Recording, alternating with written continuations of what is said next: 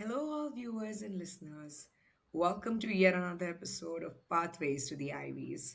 Today, on our episode, we have a very special guest, Yash Mundada, an ex engineer from Meta and Amazon, who's actually created RISE Research, which helps with one on one mentorship program for high school students and helps them publish original research under PhD mentors. Yash, welcome to the show. Thank you so much, Rima. Thanks for having me.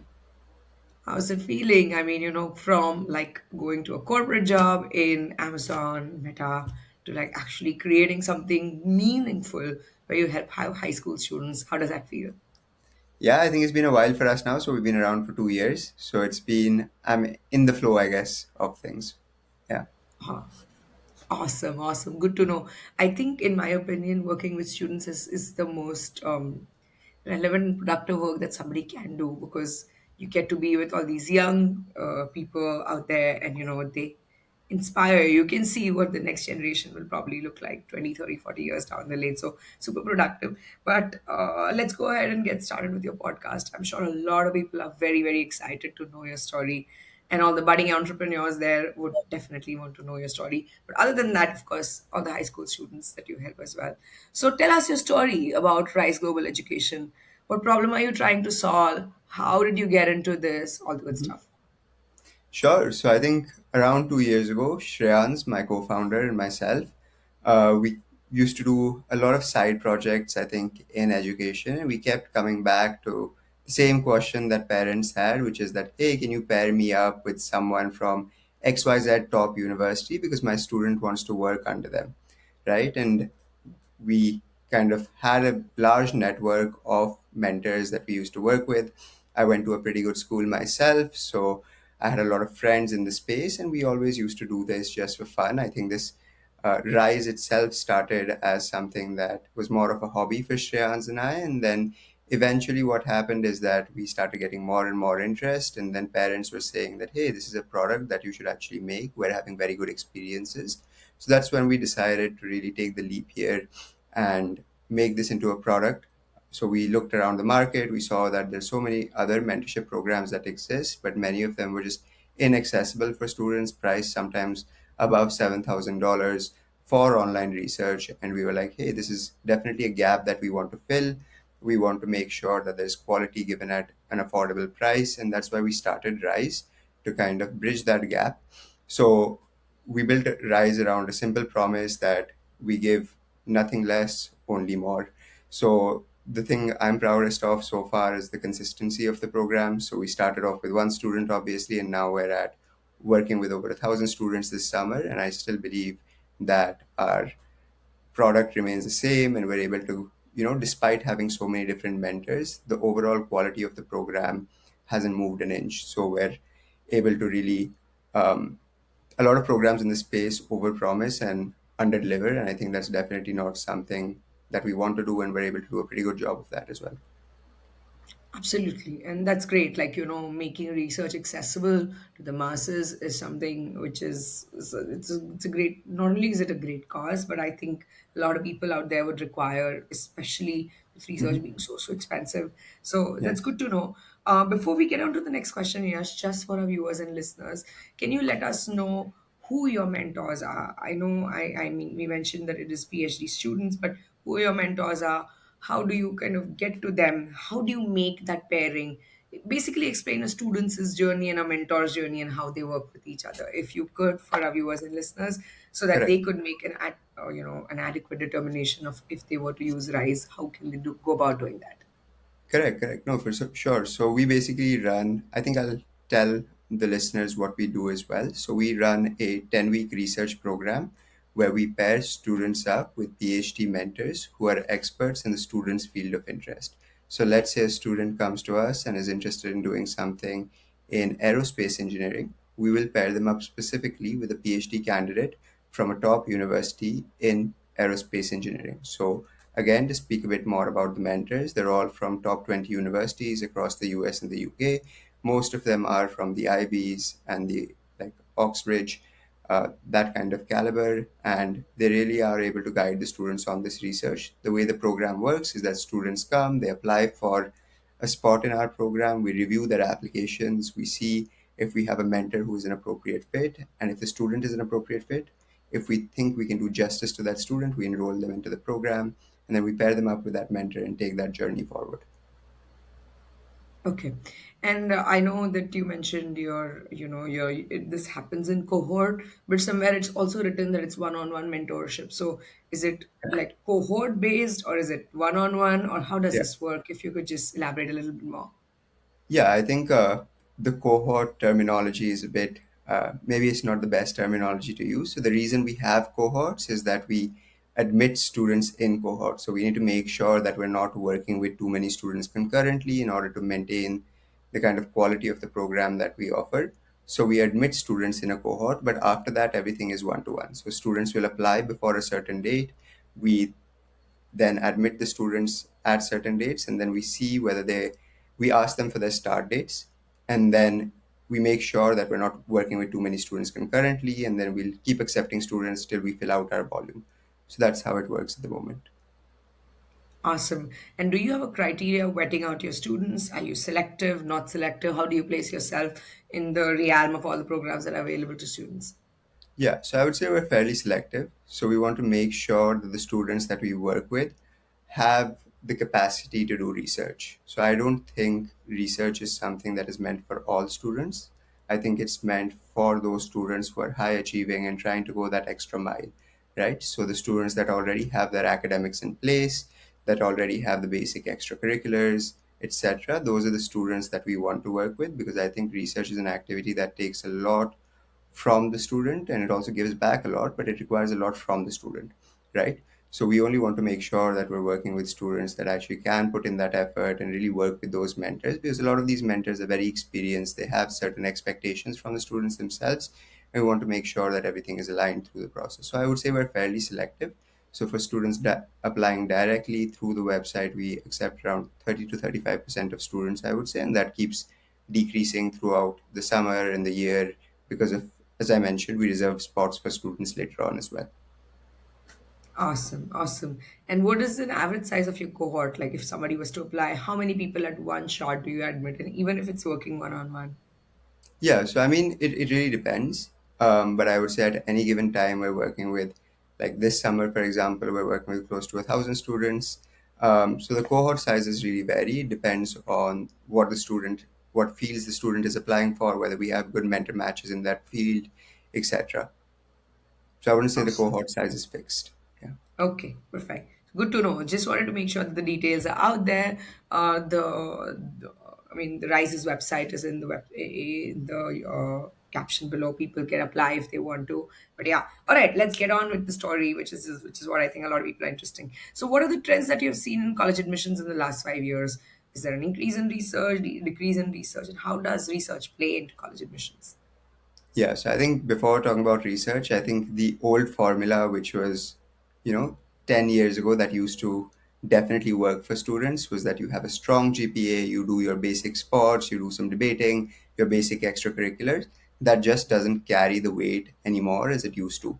So the last 5 years, especially I would say post pandemic, have really redefined what a standout profile means. So a couple of big shifts, right? Firstly, letters of recommendation. So a generic LOR from your school professor or school principal doesn't really move the needle anymore. And what makes a difference now is an academic LOR from a professor or from a mentor that you have worked with very closely. So I think that's one thing that we're able to really provide. Second, and I think this is the big one, we've moved away from just curriculars and extracurriculars mattering. So as I mentioned, a strong GPA and basic activities like debating or being the head of your MUN class, so on and so forth, into supercurriculars. So what I mean by supercurriculars are these are deep subject specific work that shows a university that you can actually think outside of the classroom, right? So an example of a supercurricular would be research. It would also be Olympiads. And I think that is what research is really signaling. It's showing admissions officers that you are interested in defending your own arguments at the age of 16, 17, and being so young that you're able to actually put your work forward. And that's what's, I think, changing the admissions landscape now. So we stay in close contact with admissions officers, obviously, at top university, and honestly, they all tell us the same thing. Yeah. Awesome. So you basically are saying, long story short, that research has become an integral part of students who made it to the top universities, correct? Correct. Yeah. Awesome. I also wanted to ask you, and this is a question that sometimes I wonder before I go to my next set of questions. All of the research that you do, or generally, initially back in time, people would cold email professors and find out the professors and kind of, be at their necks to be a part of the research program. Now research become more accessible in the sense, not only, I mean, there are varieties of research program priced at different prices, right? And yours is obviously more affordable one. But does paid or unpaid research change an admissions officer's perspective towards the student? Like, does somebody who's done cold emails and gotten a research versus somebody who's just enrolled into rice research, does the admissions officer's perspective change, or it's the same? Yeah, no, I would say that at the end of the day, being able to work with a under a lab with a professor is obviously going to have more value than doing a program like ours, which will primarily be online. I don't think that is what we are trying to compete against. What we are saying is that there are so many students who are trying to do research. It's probably 20, 30,000 plus students that are trying to do research. At the end of the day, these professors are constrained by their own resources. They don't have enough funding to work with their own PhDs, let alone masters and undergraduate students. It's very unlikely that they decide to work with a high school student who is almost a liability for them, right? In a lab, especially in biochemical labs where they have to be around so many expensive, like so much apparatus, so many different materials that could go wrong. I think a lot of professors just choose to um, move away from high school students, especially because of the volume of mails that they're receiving. So, what we tell a lot of our students is that the research that they do with us can be a stepping stone to go and do research in a lab or to do research in undergraduate classes when they eventually get there. Gotcha. So you're saying it doesn't matter you do it this way or that way, research. Of course, doing it with a professor is the best way, but if you can't find one, rather than not doing research, go ahead, enroll in something like Rice Research and, get your game up, because not having a research is like a dud. You're not going to make it to a top university without a research Correct. paper. Correct. And I wouldn't really say it's a dud either, right? I would say that it's more like research is an activity that you can do, but there's so many other activities that you need to do, right? At the end of the day, you need to balance everything on your plate. I think that coming to a program like ours really allows students to have research as an activity that they can sit back and make sure that it's taken care of without having to put an extreme amount of effort in trying to get a PhD, like a professor to work with them. At the end of the day, when professors work with students, it's also almost like the student is just an assistant for the professor, which is not the case at our program. The students are the ones in the driving seat. They are the one deciding their research question. And instead of just being a small part of the research, they're driving the entire experience. So I think that's also a very big differentiator. Awesome, and that's good to know. Like, you can do it themselves, and of course, it's not like done for you. They are doing it, and they would know what that feels like. Good to know. That's awesome. So, my next question is: when do you think should a student ideally start thinking about research? Grade 8, grade 9, grade 10, or later? Also, are there a fixed number of research papers that somebody should have? Does quantity matter over quality? What's your take on both these questions? Yeah, I think firstly about what grade students should do their research in. I think grade 8 or 9 is frankly the sweet spot, right? The students that are better prepared and that have thought ahead come to us in grade 8, grade 9, and I would say even grade 10, slightly on the later end. But the early bird at the end of the day does get the worm, right? Uh, I'd never tell a grade 11 student that they've missed the boat because they frankly haven't, but it just means that we have to compress the program a bit for them and make sure that at the same time we're not cutting any corners. So we have fast track plans for our seniors who are looking to get this in before they go into university or write their applications before their deadlines.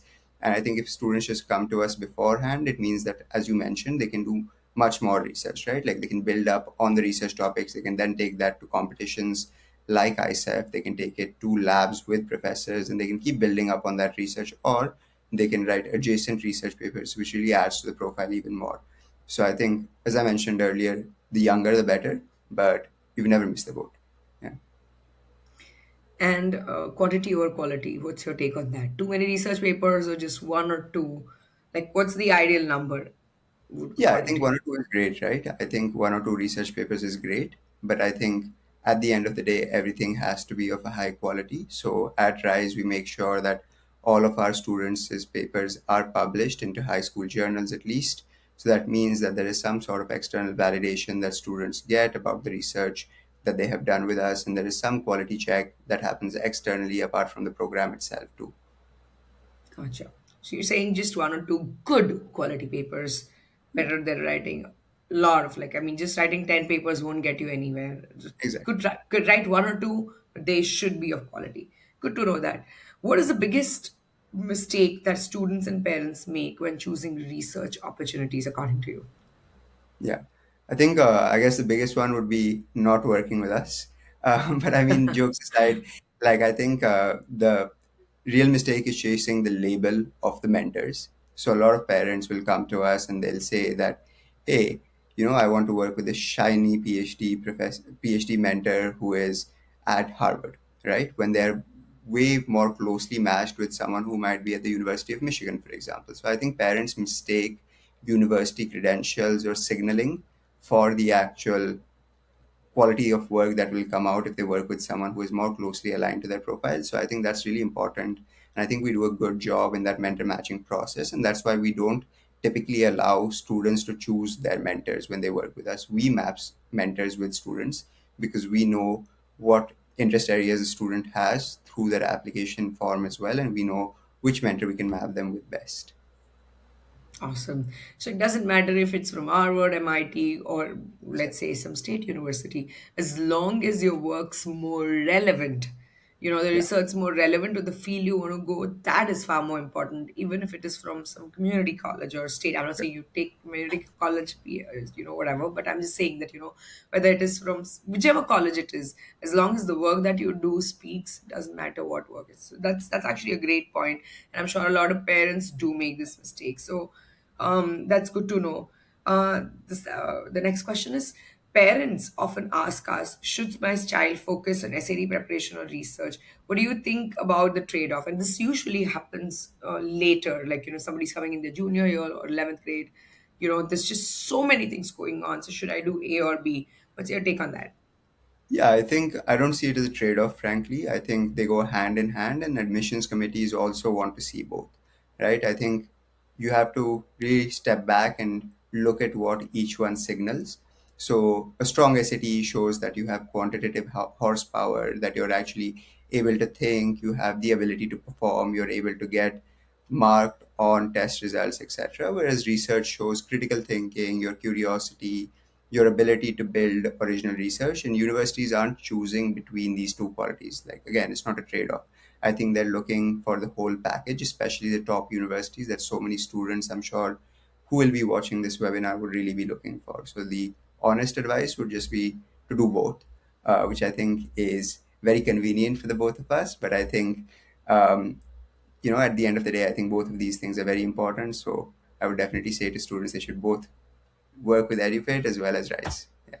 Awesome. I mean, and then good to know that, it's not one size fits all or whatever. Like, plus you should do what needs to be kind of done. Simple. As they test different parts and you're creating a holistic angle, it's important that you focus on everything. And to do that, there are only two ways. Either you start early, because then that gives you more time, or if you're doing it together, have what it takes to kind of take so much of pressure, because junior year is crazy. So that's Yeah. that. Um, Awesome. Now, I also wanted to check with this. We've noticed that students who prepare early for the SAT often manage research more effectively because they aren't cramming later. Have you observed something similar? Do you think people who take it early kind of do better at research, or there is no absolute correlation between these two? Yeah, no, I would say like it's the same, right? So it all comes down to the same thing, which is breathing room. So the students that plan ahead, they give themselves space, and space is where good thinking actually happens. So when you're not scrambling to cram all your information, and let's say those 2, 3 weeks at the end where you're trying to get all your work done, you're trying to get multiple activities done at the same time, You can really sit with your research ideas, let them almost marinate in a way, let the ideas develop, and do work that you're actually proud of. Rushed research is going to read very badly to anyone actually reading it. It's unlikely that it will get published or do well from an admissions angle as well. I don't think that research should be treated as a checkbox. I genuinely believe outside of university admissions as well, it's just a great learning experience for the discipline and the rigor that the entire process brings. So I think, yes, planning early isn't just about the SAT, it protects the quality of everything else as well. Awesome. Good to know. I'm going to jump onto a very, very hot topic, which is AI today, and a question that a lot of my students have asked me. Okay, so AI and mentorship. Now, tell me something. AI has made research so much more accessible, right? Like things are out there. Initially, I would have to literally scramble through Google and find out stuff. With AI, it's out at one click, and if I pair various AI platforms together, then it's kind of an AI stack, right? So how should students use AI responsibly without compromising on the academic integrity of research? Like, what's your take on that, Yash? Yeah, so I think the simplest way that I can put it is use AI the way a real researcher would, right? And I think so many of the students watching this webinar would also be working with college counselors, and they will never tell the students to use AI in their applications, right? I think it's extremely easy to spot AI, and I think research, college applications, the entire process really requires you to do original thinking. I think we definitely encourage our students to use AI, but not in the writing part. I think it's used to do like interpretation of data, spot patterns, stress reasoning that the students are coming up with, and understand things faster, like do literature reviews faster, etc. That's fair game, and I think it's honestly a skill in itself. The students do that can do use AI better usually end up writing better research papers as well. But what you should never let it do is just blanket write your work. I think that's the most risky thing that so many students end up doing with in our program. That they will just, one week suddenly come up with a 10-page research paper and they'll be like, I'm done. But then it's very, very obvious, firstly to the mentor, and obviously later on as well when we put it through plagiarism tools, and when it goes to publication as well, before it even goes to publication, we will have checked it with our own plagiarism tools, and it will just come up as full plagiarism. I don't think there is any getting away from the fact that you used AI to do your work, and I don't think it's adding value for anyone. I think you need to really treat it as a tool and treat it as a sharpener for your brain. Don't treat it as anything else. Got it. So don't just put in a prompt in ChatGPT and come up with a research paper and claim it to be your own. It's not your test. I mean, it's not your research paper. It's AI's research paper. So that's not how you kind of go about doing it. Good to know. Beyond publications and awards, what skills does research actually help develop for college, sorry, help that research actually helps develops that college and employers value according to you? Yeah, so I think college is first for so many people watching this call, and then employers is like the second step of the journey, right? But I think three things would mainly stand out in my mind. First would be critical thinking, so the ability to look at a very messy problem, because at the end of the day, you are choosing a research question, right? That research question is not going to be something that is done before. So taking a messy problem and finding the real question inside it, and then the ability to build your argument from the ground up rather than repeating what a textbook told you. So that is something that universities and employers really value. And maybe the most underrated one would be holding your ground. So when you write a research paper, you are really putting an argument in place and then learning to defend that argument, positioning it with evidence, and knowing where when the evidence tells you to change your mind. Those are skills that don't just expire after your admission cycle has ended. I think they matter in university. All students will continue doing research in university and long after that as well. Okay, awesome. Good to know. And I'm glad that research also not only just prepares you for college, but life after college as well. Because, like a lot of people think, life, ends once you get into college. It's actually the other way around. Life starts once you get into the college and starts even the more after you finish college because welcome to the real world. Nobody's True. here to support you. So if you can develop those skills early on, why not, right? So, and if research is helping, that's great. Okay. How would you kind of distinguish your mentors at Rise in terms of the help they provide to move the scale from curiosity to producing meaningful work? Like, how do they encourage, especially the Gen Z folks, or who are like super not very, I think they're hardworking, but they need to be kind of into it, like they need to like it enough, right, to be able to do this. So how does Rice train their mentors, or how do mentors do that work? Yeah, I think mentors themselves work with us because they are really interested in working with the next generation of students, right? So I think just to begin with, the mentors that we have on the team, which at this stage is almost more than 500 mentors, all of them are really looking to inspire the next generation, and that's why they choose to work with us.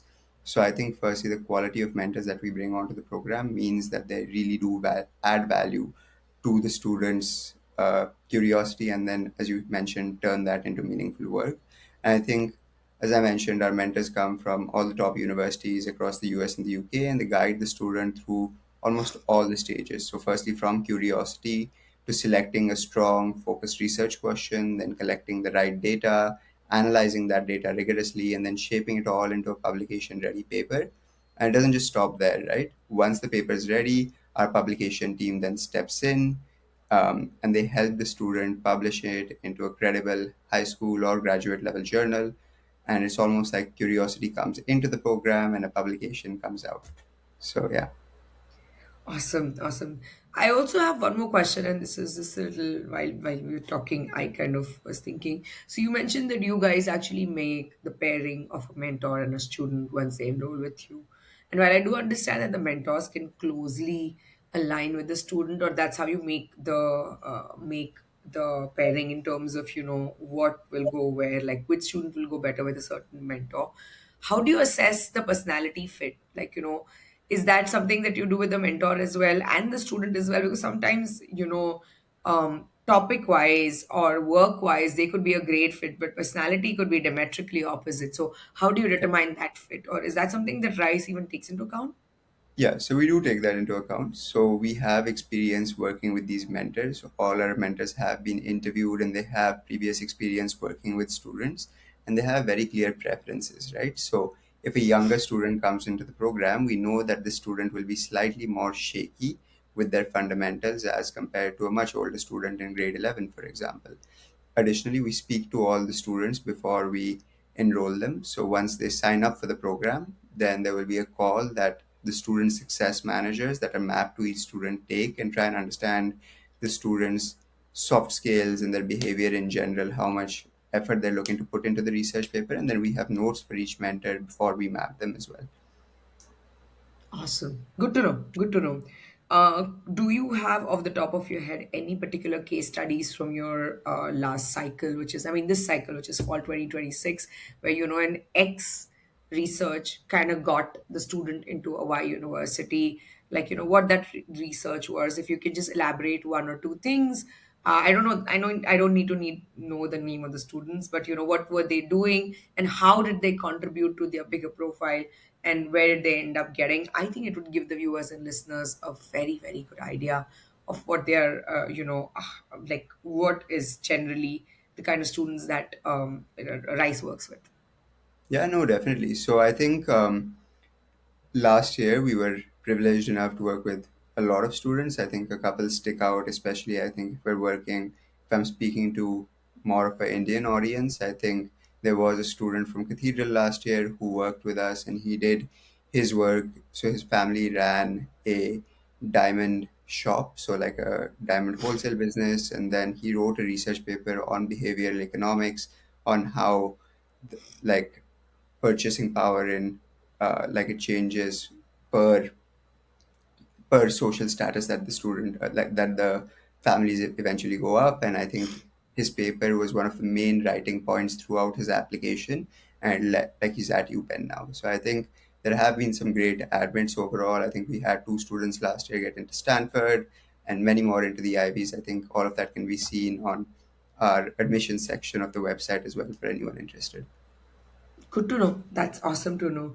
All right. Looking ahead, 5 years, what do you think will matter more in admissions that parents may not be paying attention to today?